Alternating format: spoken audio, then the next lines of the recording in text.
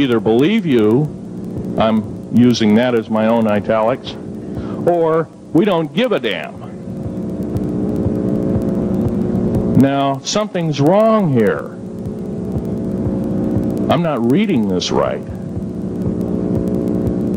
I defended myself to the best of my ability.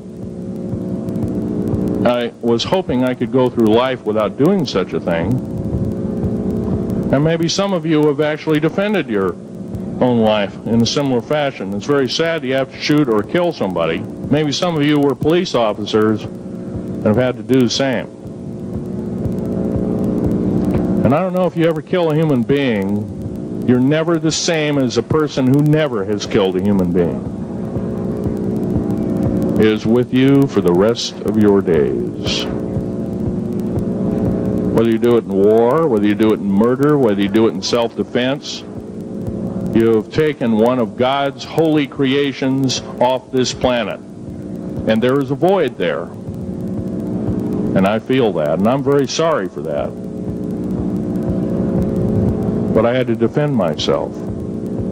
Otherwise, I wouldn't be here. My message must continue. I'm doing it on my own money. And I'll continue to do it. As long as it takes. As long as I've got to live. I've got cancer. I'm dying. The radioactive substance that I got hit with in 1979, late August of 79, it's a similar form of aplastic anemia. It affects your blood and your bones. My bones are extremely brittle right now. No cure. The government never told me about that, by the way. Now, to sum up everything in this talk, there's going to be a few questions. I'll answer as many as I can for the next speaker. However, I want to sum up and say that every one of you in this room is a participant in secret things, and you're very brave indeed, and you should all turn around to one another and shake each other's hand and say thank you for being here. Would you please do that and greet your neighbor?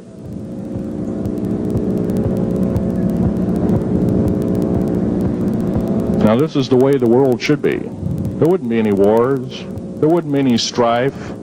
Or if there was, it could be settled in a peaceable manner in a handshake. And that's the original American way. And I believe that way is still there, however remote at present time. Now, I'm going to sum up this talk and mention an overview of the alien agenda. The alien agenda is completely decimate the planet, to take the remaining human subjects as slaves, and the aliens would use this planet for their own means. Number one, this cannot be allowed to happen.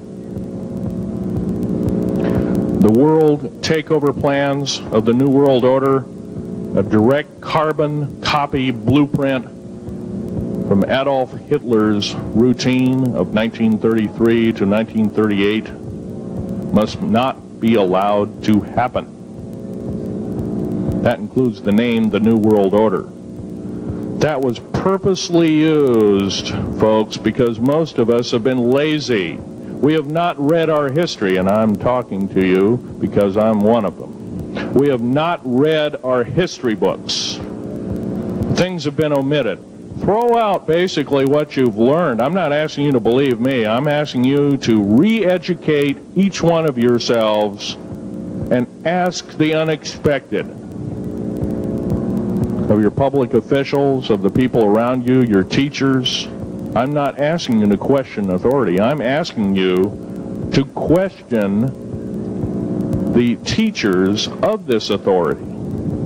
Is this right? Is this law correct? If a law, one of the best statements to ever come out of the mouth of any human being, believe it or not, was, I think, by an incredible black man, the name of not Jesse Jackson, but it was Martin Luther King, excuse me, said, an injustice anywhere is a threat to justice everywhere. That should be a motto that we live by.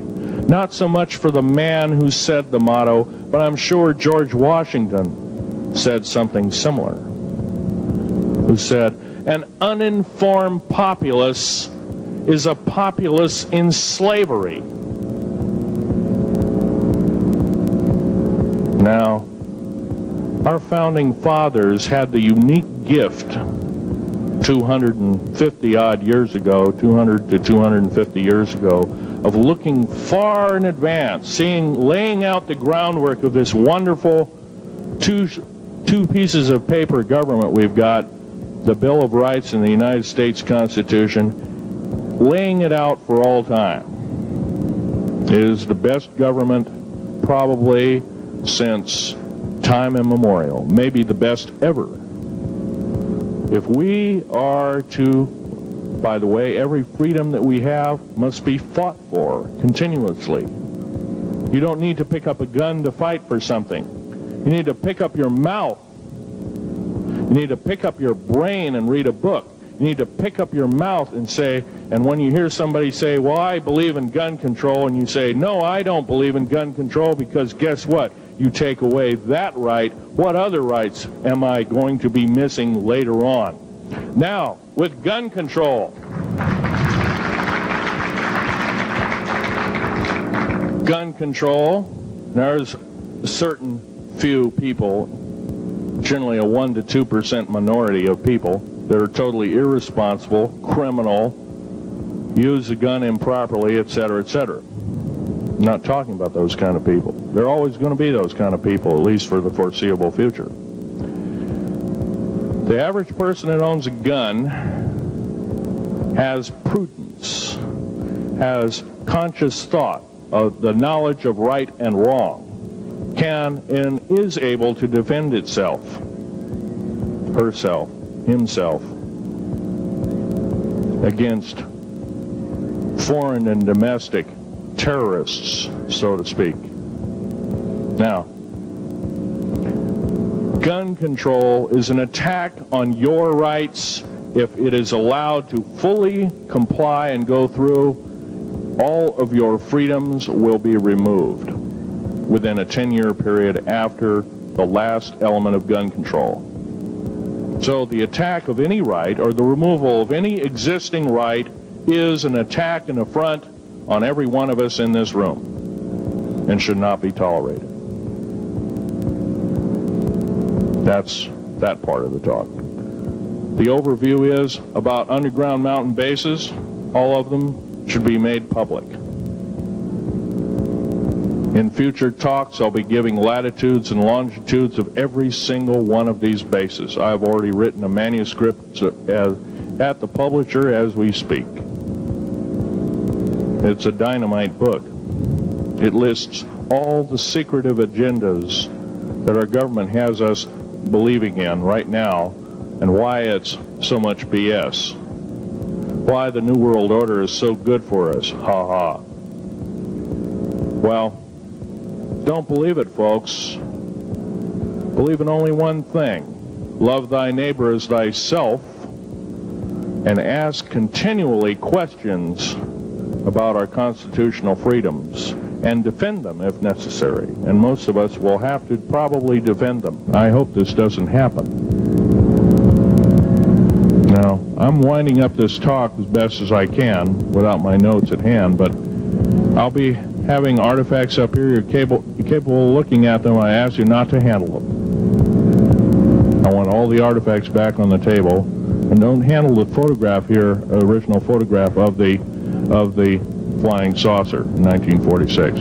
Now I'll take a certain few questions. I know there's going to be quite a few of them. Yes, this gentleman here in this row.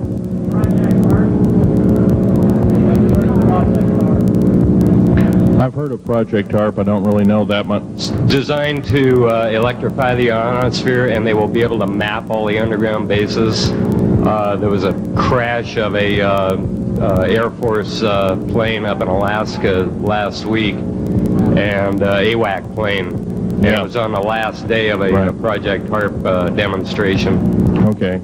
Yes, I've heard of such projects. Actually, it was invented by Nikola Tesla, the initial part of ionizing the atmosphere. The only trouble is with ionizing the atmosphere, plants need night